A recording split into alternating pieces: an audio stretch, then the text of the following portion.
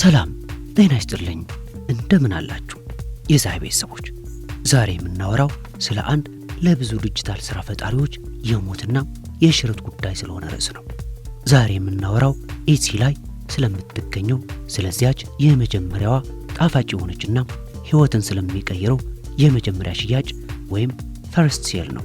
እስቲ ሁኔታውን በአይነ ህሊናችሁ ሳሉት። አንድ ቀን ወስናችሁ እንቅልፍ አጥታችሁ ዩቲዩብ አይታችሁ ዲዛይን ሰርታችሁ ኤትሲ ላይ ሱቅ ትከፍታላችሁ።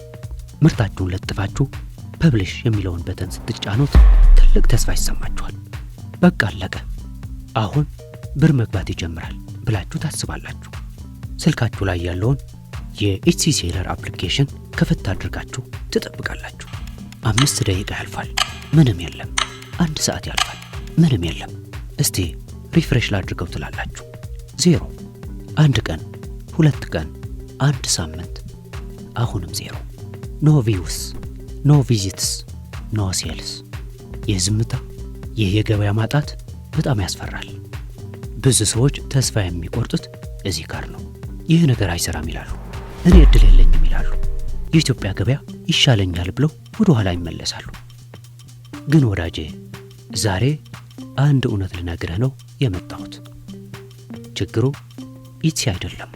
ኤትሲ ላይ በመቶ ሚሊዮኖች የሚቆጠሩ ገዢዎች አሉ። ችግሩ የምርት መጥፎ መሆን አይደለም። ችግሩ አንድና አንድ ነው። እሱም ስትራቴጂ ነው። የኦንላይን ገበያ የራሱ የሆነ ቋንቋ አለው፣ የራሱ የሆነ ህግ አለው። ያንን ህግ ካላወራህለት ማንም አይሰማህም። ዛሬ እኛ ዛይ ላይ ለተማሪዎቻችንና ለደንበኞቻችን የምንጠቀምበትን ያችን ቻቺንግ የምትለዋን የሽያጭ ድምፅ ለመስማት የምንሄድበትን መንገድ በዝርዝር እነግራችኋለሁ። ይህ ዝም ብሎ ቲዎሪ አይደለም። እኛ በየቀኑ የምንተገብረው ውጤት ያመጣንበት የተረጋገጠ መንገድ ነው። እስቲ መጀመሪያ ሽያጭ ማለት ምን ማለት እንደሆነ እንየው። በተለይ በኢንተርኔት ዓለም ሰው ፊታችሁን አያይም፣ ድምፃችሁን አይሰማም፣ ዕቃውን በእጁ መንካት አይችልም። ታዲያ ለምንድን ነው ክሬዲት ካርዱን አውጥቶ ለፍቶ ያገኘውን 20 ወይም 30 ዶላር ለእናንተ የሚሰጠው? መልሱ አንድ ቃል ነው፣ እምነት ወይም ትረስት። የመጀመሪያ ሽያጭ ማለት ገንዘብ ማለት አይደለም። የመጀመሪያ ሽያጭ ማለት አንተ እውነተኛ ነህ፣ ምርትህ ጥራት አለው፣ እኔ አምኜሃለሁ የሚል የደንበኛ ምስክርነት ነው። ይህንን እምነት ለመገንባት ደግሞ ዝም ብሎ ፎቶ መለጠፍ ብቻ አይበቃም፣ ጥበብ ያስፈልገዋል። ብዙዎቻችሁ የምትሰሩት የመጀመሪያው ስህተትና ሽያጭ እንዳታገኙ የሚያደርጋችሁ ነገር የመንጋ አስተሳሰብ ነው። ኤትሲ ላይ ገብታችሁ ስታዩ ፕላነር ወይም ዎል አርት በብዛት ይሸጣል። እናንተም ወዲያው ካንቫ ትከፍቱና ያያችሁትን አይነት ፕላነር ሰርታችሁ ትለጥፋላችሁ። ወዳጄ ያንን ፕላነር እኮ ከ5 ዓመታት በፊት የጀመሩ 10,000 ሪቪው ያላቸው ትላልቅ ሱቆች እየሸጡት ነው። ደንበኛው ገብቶ ሲያይ በአንድ በኩል 10,000 ሰው የመሰከረለትን ሱቅ ያያል፣ በሌላ በኩል ደግሞ የአንተን 0 ሽያጭ ያለውን አዲስ ሱቅ ያያል። የትኛውን ይገዛል? በእርግጠኝነት ያኛውን ነው። ታዲያ እኛ ጀማሪዎች እንዴት ነው እድል የምናገኘው?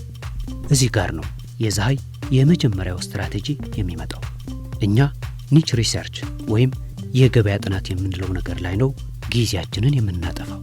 ሱቅ ከመክፈታችን በፊት፣ ዲዛይን ከመስራታችን በፊት ዳታ እናያለን፣ ሶፍትዌሮችን እንጠቀማለን፣ ደንበኞች ምን ፈልገው አጡ የሚለውን እናያለን።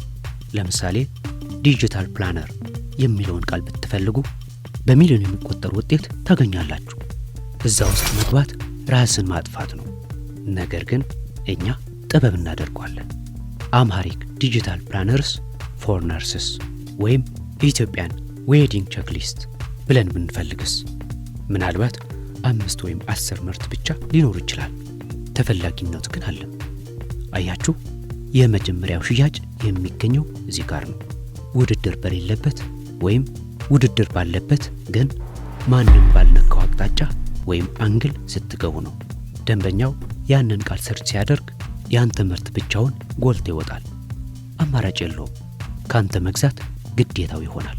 የመጀመሪያውን ሽያጭ ለማግኘት ቀላሉ መንገድ ትልቁን ገበያ መጋፋት ሳይሆን የራሳችሁን ትንሽ ገበያ መፍጠር ነው። ሁለተኛውና ምናልባትም ወሳኙ ነገር እይታ ወይም ቪዥዋልስ ነው። ኢትሲ ማለት የምስል ገበያ ነው። ይህንን በደንብ እንድትረዱልኝ እፈልጋለሁ። ደንበኛው የሚገዛው ምርቱን አይደለም። ደንበኛው የሚገዛው ፎቶውን ነው። ፎቶውን ካላሳመነው ምርቱ ከወርቅም ቢሰራ ዋጋ የለውም። ብዙ ጀማሪዎች እዚህ ጋር ይወድቃሉ። ካንቫ ላይ የተሰራ ደብዛዛ ምንም ህይወት የሌለው ፎቶ ይለጥፋሉ። ለምን አልተሸጠም ብለው ይጠይቃሉ። እስቲ ራሳችሁን በደንበኛ ቦታ አስቀምጡ። ስልካችሁ ላይ ኢትሲን ከፍታችሁ ስክሮል እያደረጋችሁ ነው። በመቶ የሚቆጠሩ ምስሎች በፊታችሁ ያልፋሉ። አውራ ጣታችሁን የሚያስቆመው ምንድን ነው? ጥርት ያለ ውብ ስሜት የሚሰጥ ፎቶ ነው። ለዛ ነው እኛ ዛሃይ ላይ ለደንበኞቻችን ዲዛይን ስንሰራ ታምብኔይል ወይም ሊስቲንግ ኢሜጅ ላይ ብዙ የምንጨነቀው። እኛ የምንጠቀመው ሞክአፕስ ነው። ማለትም ምርቱ በገሃዱ ዓለም ላይ ሲታይ ምን እንደሚመስል የሚያሳይ ነው። ዲጂታል ፕላነር ከሆነ አይፓድ ላይ ተከፍቶ ከጎኑ ቡናና እስክርቢቶ ተቀምጦ ልክ አንድ ሰው እየሰራበት እንዳለ አድርገን ነው የምናሳየው። ያንን ፎቶ ሲያይ ራሱን እዛ ቦታ ላይ ያስቀምጣል። ይህ ፕላነር ቢኖረኝ እኮ ህይወቴ እንደዚህ የተስተካከለ ይሆናል ብሎ ያስባል። ያንን ስሜት መሸጥ አለብህ። እኛ ዛሃይ ላይ ስቶፕ ዘ ስክሮል የሚባል ህግ አለን። ፎቶ የአውራ ጣትን ፍጥነት ማስቆም ካልቻለ ጨዋታው አብቅቷል። ሶስተኛው እርምጃ፣ ዕቃውን ሰርተናል፣ ፎቶውን አሳምረናል። አሁን እንዴት ሰው ያግኘው? እዚህ ጋር ነው ኤስኢኦ ወይም ሰርች ኢንጂን ኦፕቲማይዜሽን የሚባለው ቴክኒካል ጉዳይ የሚመጣው። ቀለል አድርጌ ልንገራችሁ። ኢትሲ ማለት አንድ ትልቅ ሮቦት ነው። ይህ ሮቦት አይን የለውም። ፎቶህን ማየት አይችልም። የሚያየው ጽሑፍ ብቻ ነው። ስለዚህ ለሮቦቱ ያንተ ምርት ምን እንደሆነና ለማን እንደሆነ መንገር አለብህ። እዚህ ጋር ብዙ ሰው የሚሳሳተው ምርቱን ብቻ ይጽፋል። ለምሳሌ ፕላነር ብሎ ይተወዋል። ይህ ስህተት ነው። እኛ ዛሃይ ላይ ስንሰራ ሎንግ ቴይል ኪወርድስ እንጠቀማለን። ማለትም ገዢው ሊጽፍ የሚችለውን አረፍተ ነገር ሙሉ እንጽፋለን። ሚኒማሊስት ዴይሊ ፕላነር ፎር ስቱደንትስ፣ ፕሪንታብል ዌዲንግ ቼክሊስት ፒዲኤፍ እያልን እንዘረዝረዋለን። ለምን? ምክንያቱም ቅድም እንዳልኩት ሰፊ ቦታ ላይ መወዳደር አንችልም፣ ግን እርግጠኛ ገዢ ያለበትን ቃል እንፈልጋለን።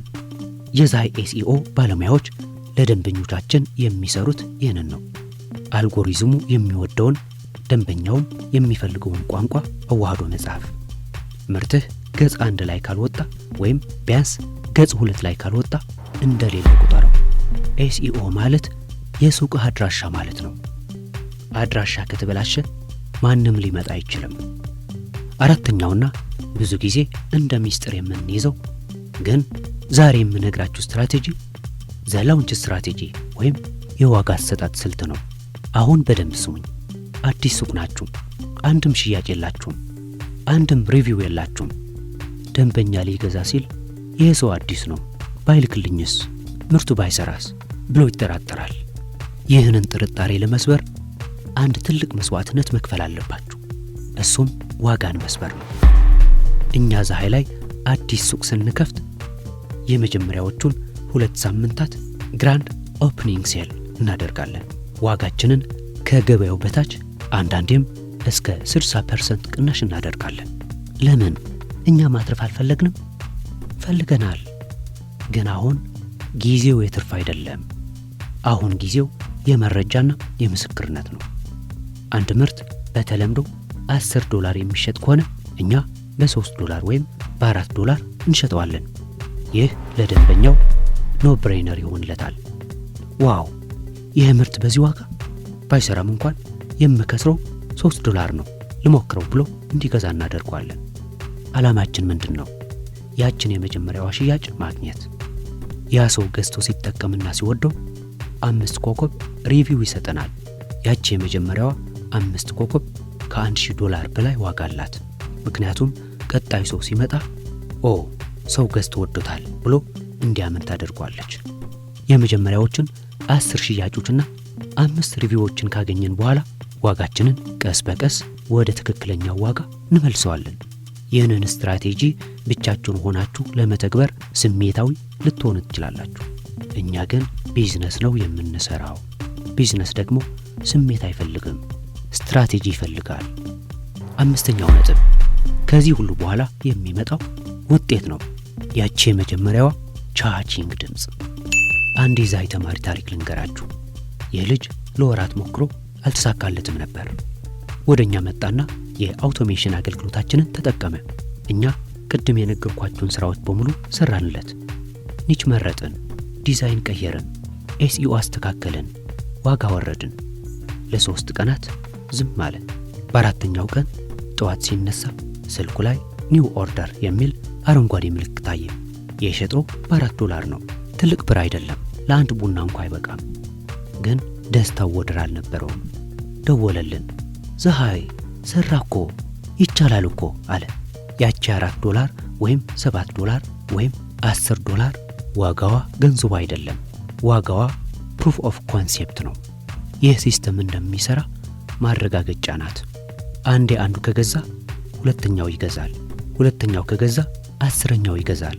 በሩ ተከፈተ ማለት ነው። ከዛ በኋላ ያለው ስኬል ማድረግ ወይም ማሳደግ ነው። ያ ልጅ አሁን በወር $1,000 በላይ እየሰራ ነው። የጀመረው ግን በዚያች $4 ሽያጭ ነው። ታዲያ ይህ ሁሉ ሂደት ቀላል ነው? እውነት ለመናገር ቀላል አይደለም። ጊዜ ይፈልጋል፣ ዕውቀት ይፈልጋል፣ ትዕግስት ይፈልጋል። ለዛ ነው ብዙ ሰዎች የሚጀምሩትና የሚተውት። አንድ ምርት ለመስራት ሰዓታት ይፈጃል። ኪወርድ ለመፈለግ ሰዓታት ይፈጃል። ፎቶ ኤዲት ለማድረግ ሰዓታት ይፈጃል። እናንተ ደግሞ አብዛኞቻችሁ ጊዜ የላችሁም። ጠዋት ስራ፣ ማታ ስራ፣ ቤተሰብ፣ ኑሮ ይጨንቃል። መቼ ነው ይህን ሁሉ የምሰራው ትላላችሁ። ለዚህ ነው እኛ ዛይ ላይ ደን ፎር ዩ ወይም እኛ እንስራለህ የሚል አገልግሎት ያመጣ ነው። እናንተ የቢዝነሱ ባለቤት ሁኑ፣ የጉልበት ስራውን ግን ለእኛ ተውት። እኛ ገበያውን እናጥና፣ እኛ ዲዛይኑን በፕሮፌሽናል ደረጃ እንስራ፣ እኛ ኤስኢኦን እንጻፍ፣ እኛ ሱቁን እንክፈት። እናንተ ውጤቱን ብቻ ተከታተሉ። ይህ ማለት ግን እናንተ ምንም አትሰሩም ማለት አይደለም። እናንተ ቢዝነሱን ትማራላችሁ፣ ታስተዳድራላችሁ። ነገር ግን ያንን አሰልቺና ጊዜ የሚፈጀውን የመነሻ ጉዞ እኛ እንወጣላችኋለን። ይህንን የምናደርገው ብዙ ዲያስፖራዎች አቅሙና ፍላጎቱ እያላቸው ጊዜ በማጣት ብቻ ሲቀሩ ስላየን ነው።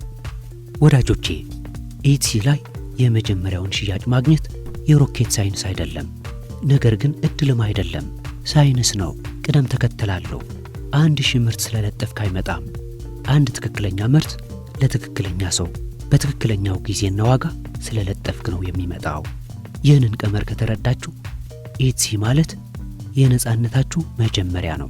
ከ9 እስከ 5 ባርነት፣ ከኡበር ሩጫ፣ ከከባድ ሥራ የምታልፉበት፣ ላፕቶፓችሁ ብቻ ለእናንተ የሚሠራበት መንገድ። ዛሬ አንድ ውሳኔ እንድትወስኑ እፈልጋለሁ። ወይ ይህንን ቪዲዮ ደጋግማችሁ አይታችሁ እያንዳንዱን ስትራቴጂ በራሳችሁ ተግብሩት። ጊዜ ካላችሁ ይቻላል። ወይም ደግሞ እኔ ጊዜ የለኝም፣ አቋራጭ መንገድ እፈልጋለሁ፣ ከባለሙያ ጋር መስራት እፈልጋለሁ ካላችሁ የዛይ ቤተሰብን ተቀላቀሉ። እኛ መንገዱን አይተነዋል፣ እሾሁን ነቅለነዋል፣ ወርቁ ያለበትን ቦታ እናውቀዋለን። አብረን እንስራ። ያቺ የመጀመሪያዋ ሽያጭ ሕይወታችሁን የምትቀይር ይቻላል የምትል ተስፋ ናት። እሷን ለማግኘት አትፍሩ፣ ሞክሩ፣ ተስፋ አትቁረጡ። ኦንላይን ቢዝነስ ጉዞ ነው። አንዳንዴ ይነሳል፣ አንዳንዴ ይወርዳል። ግን በትክክለኛው መርከብ ላይ ከተሳፈራችሁ መድረሻችሁ እርግጠኛ ነው። ይህንን ጉዞ ለመጀመር ዝግጁ ሆናችሁ ከታች ባለው ሊንክ ወይም ባዮ ላይ ባለው መረጃ መሰረት እኛን ማግኘት ትችላላችሁ። በቴሌግራም በዋትስአፕ ግሩፓችን ተቀላቀሉ። ቅዳሜ በምናደርገው የዙም ስብሰባ ላይ ኑና ጥያቄያችሁን ጠይቁ። እኛ ለመመለስ ዝግጁ ነን። ጊዜው የቴክኖሎጂ ነው። ጊዜው የዲጂታል ነው። ወደ ኋላ አትቀሩ። ያችን የመጀመሪያ ቻቺንግ ድምፅ በስልካችሁ ላይ እስክትሰሙ ድረስ እኛ ከጎናችሁ ነን። ስላዳመጣችሁን አመሰግናለሁ። ዛይ ነኝ። መልካም ጊዜ።